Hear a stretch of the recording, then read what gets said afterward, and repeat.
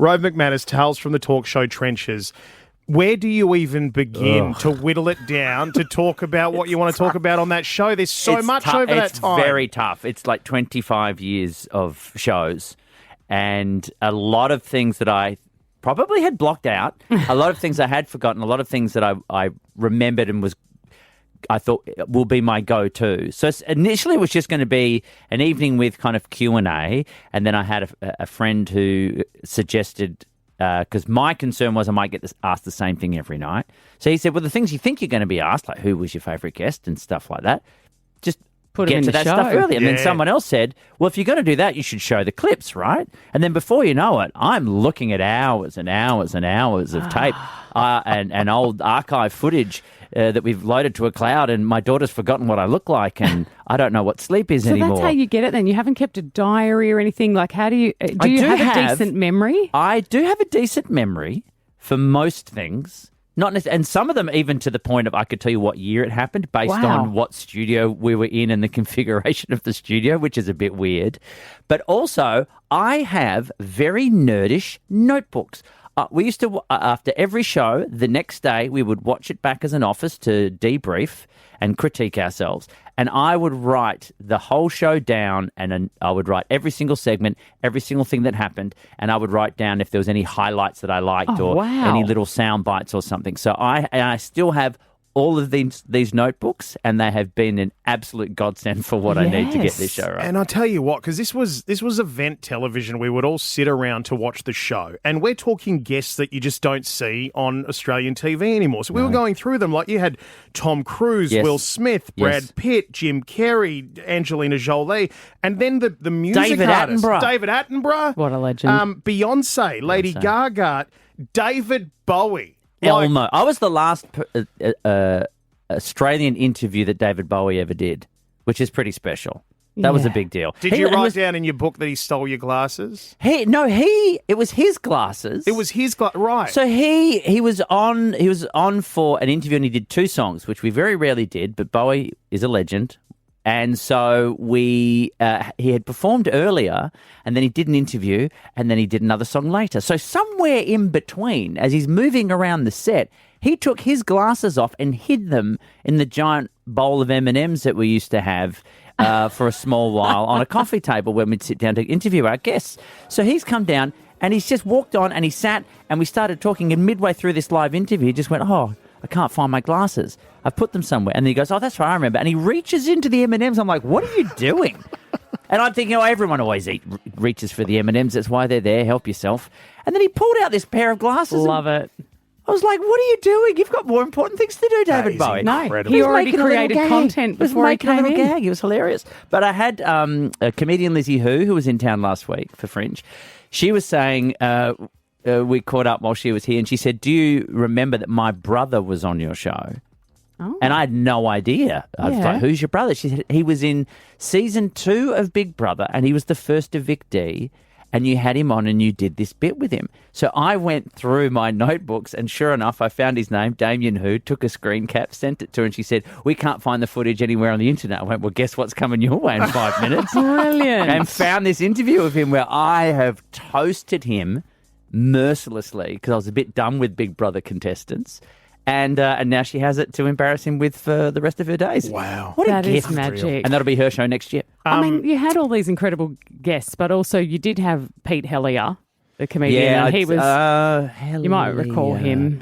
No, you probably spent about 20 years being mates or more. Yeah. It was he wasn't the bearded one. No, he wasn't the bearded one. No. Yeah. Well, look, maybe this will jog your memory because we've got his voice here. So we had him on the show last week. He's in town for Fringe, and he gave us a question to ask you. Oh, well, lovely. We're going to play you that question now. G'day, Rove. It's your old mate Pete. I have a question for you. What was interesting about Owen Wilson's appearance on Rove Live? What is that reaction? All right. Okay. There are probably children listening. Hang on, wait. Save it. Wait a minute. Are you happy he's asked this question? No. Really? No. He is an a-hole. What a jerk. Great. This is... Okay. Stick around. Yes. We're going to currently under a bus, send help. Right. Excellent. Okay. We'll find out what the answer is next. You had Yes. another question. We'd moved. You wanted to move on. We'd covered everything. We know everything why. was covered off. We know All why good. you want to move on. Yeah, looking back at all 25 plus wonderful years of hosting my TV show, people can come ask questions. I'll show clips. That's pretty much it. You pretty much nailed it. You've had a couple of minutes to work out the most diplomatic way to tell this story because Pete Hellier came into our studio and he asked this question of you. G'day, Rove. It's your old mate, Pete. I have a question for you. What was interesting about Owen Wilson's appearance on Rove Live? So Owen Wilson. Yep. Your Okay. reaction hasn't been great, and that is Now- why we are thrilled. I could say what was interesting about it was he was on with Isla Fisher, happy birthday Isla, who was our 1,000th guest. Oh, But I don't think that's the story Pete's looking for. doesn't sound like it. So we did this bit with Isla Fisher, who was on with Owen Wilson, I think for Wedding Crashers. And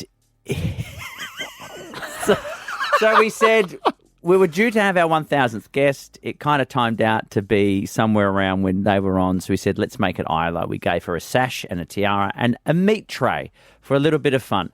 Owen Wilson says, every time I come on this show, something weird happens. And for whatever reason, he used the phrase, it's like Benny Hill or something.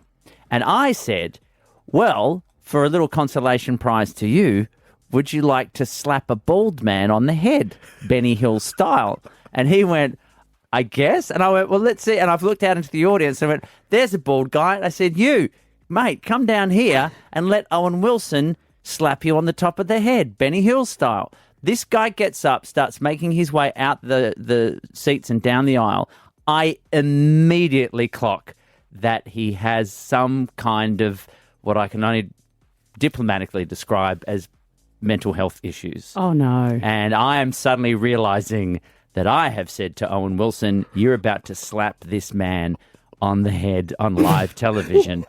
And I could see Owen's face looking at the same as mine as their blood is draining, going, this is a bad idea in every possible way. And But we've desperately committed hoping now. that you will back out or change your mind Yeah. or save him. But we're in it now, and the Oh, audience is no. like, yes, slap, slap, slap.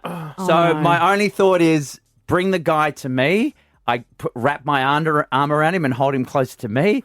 And then I said, I'll go first. So it's like Owen Wilson will not get cancelled before I get cancelled.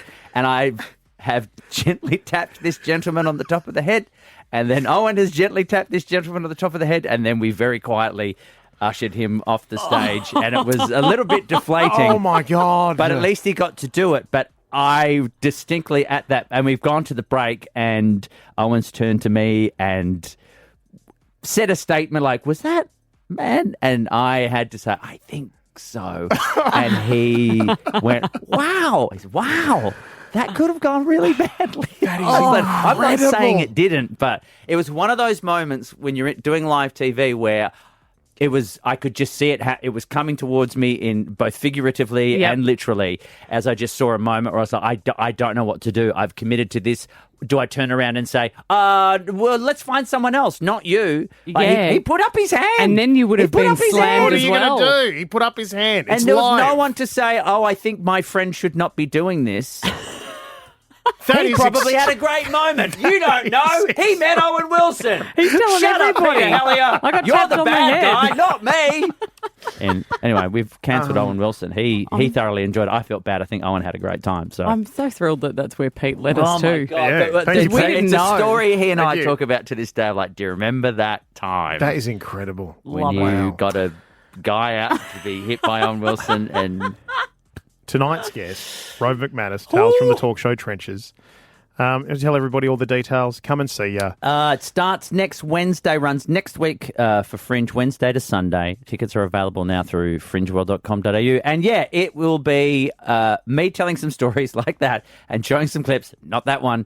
And and then there will be time as well for anyone who comes to the show to ask me a question. If you've ever wanted to ask me something, get Googling, call Pete and see what else you can ask to throw me under the bus. But yeah, it'll be a really wonderful time to live through some memories and maybe come up with some... I'm hoping someone will remind me of something that I've completely forgotten about. Oh, I would great. love that. Bring I'd it love on. that.